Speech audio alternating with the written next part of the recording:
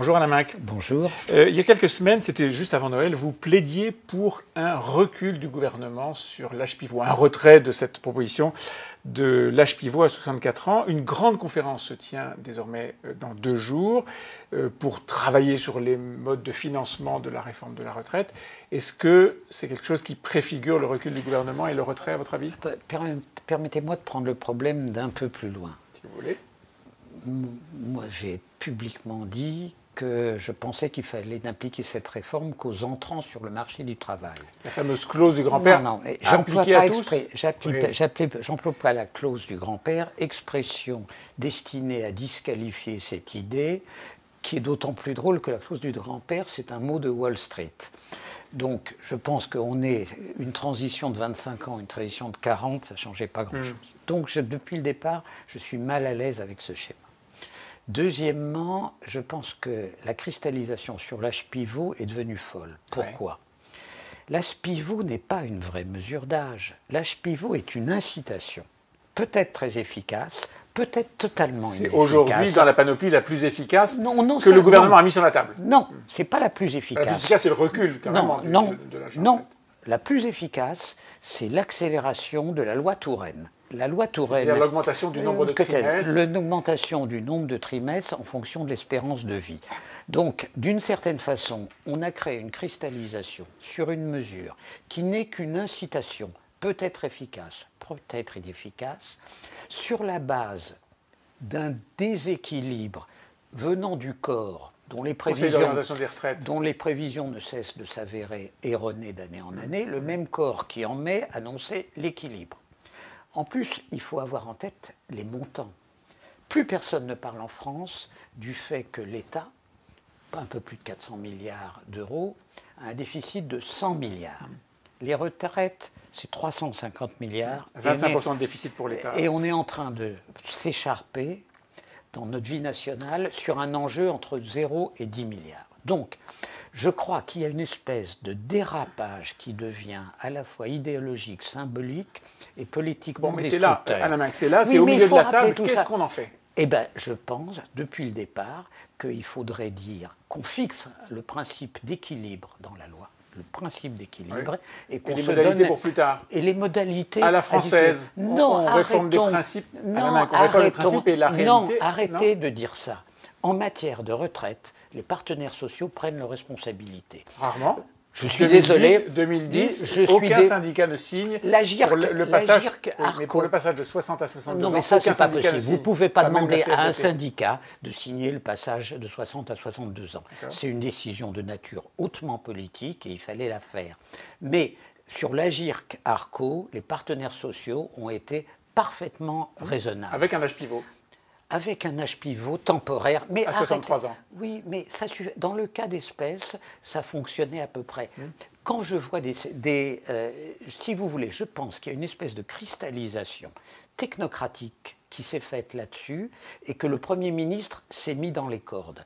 Je trouve que le Président de la République, qui a quand même la nécessité dans sa fonction de voir plus loin, a raison de le pousser à desserrer l'étau. Voilà. Et de toute façon, j'aurais préféré, et je vous l'ai dit, et vous qui êtes un farouche défenseur d'une bonne gestion des deniers publics, qu'on passe autant d'énergie à se demander comment un pays peut continuer à considérer comme définitif d'avoir 100 milliards au moins de déficit de l'État par an. Vous connaissez bien la mécanique du pouvoir et les rouages et les acteurs actuels du pouvoir. On sent une désynchronisation entre le président de la République, vous le disiez, qui demande un compromis rapide et qui a raison, c'est votre terme, de demander d'aller vite, et Édouard Philippe, le Premier ministre. Cette désynchronisation, vous la sentez? Elle est problématique? Écoutez, moi, j'ai toujours pensé la chose suivante sur les relations du président et du Premier ministre. Quand tout va bien, le Premier ministre est, comme l'avait dit un peu durement Nicolas Sarkozy, un collaborateur. Il parlait de François Fillon. Quand tout va mal, le Premier ministre est un bouclier.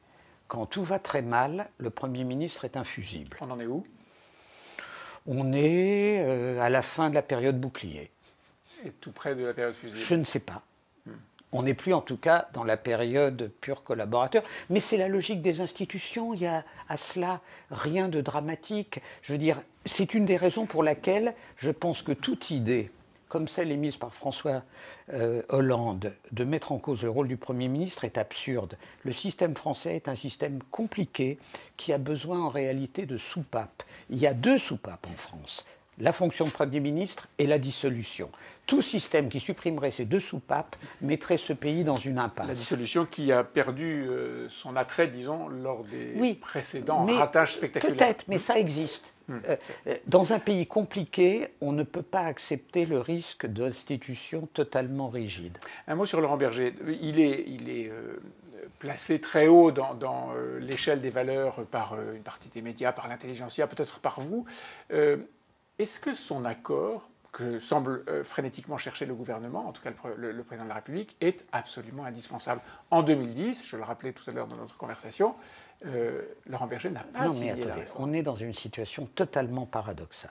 D'abord, la retraite par points, c'est une idée qui a été amenée dans le débat social par la CFDT. Depuis 2010, depuis 10 ans. Avant d'être relayée par une escouade de technocrates toujours sensibles à la mouvance CFDT, dont le nom s'appelait les GRAC.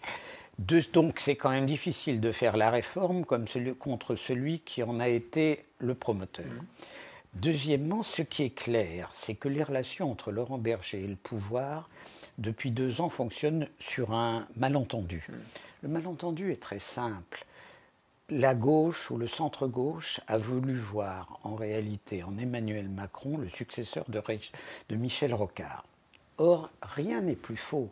Je veux dire, Michel Rocard, c'était la contractualisation de la gestion de la société avec les grands acteurs sociaux. Ce qui n'est pas le cas d'Emmanuel Macron. Emmanuel Macron a une vision du pouvoir, j'allais dire chevènementiste, sauf que Emmanuel Macron est européen et chevènement ne l'est pas. Mais le chef est fait pour cheffer. Donc depuis le départ, il y a une faille intellectuelle et idéologique entre la CFDT et le pouvoir macroniste.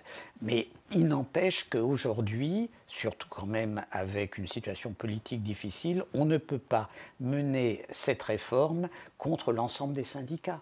Contre l'ensemble, d'accord. Et imaginons qu'on trouve un deal, que le pouvoir trouve un deal avec la CFDT. Est-ce que ça arrête les grèves pour autant? Est-ce que la CGT et FO s'arrête? Non. Et alors? Non, mais pardon. Mais l'acceptabilité collective est différente et c'est un très bon moyen d'isoler les jusqu'au-boutistes. On sait très bien que dans ce cas-là, la grève s'effilochera progressivement parce que quand on entend M. Laurent Brun, on voit bien qu'il est dans de la CGT. Qui a, paraît-il, écrit une brochure qui s'appelle L'avenir du léninisme, qui est formidable. On voit bien qu'il est dans une autre, disons, vision du monde. Mais de ce point de vue, il faut l'isoler. Donc, un accord avec... On parle toujours de la CFDT, mais il y a un autre syndicat pas négligeable, qui est l'UNSA. Un accord avec les deux... de métro et de train. Mais oui, un accord avec les deux me paraît de l'ordre du raisonnable. Vous avez un pronostic sur le calendrier? Vendredi, ça peut...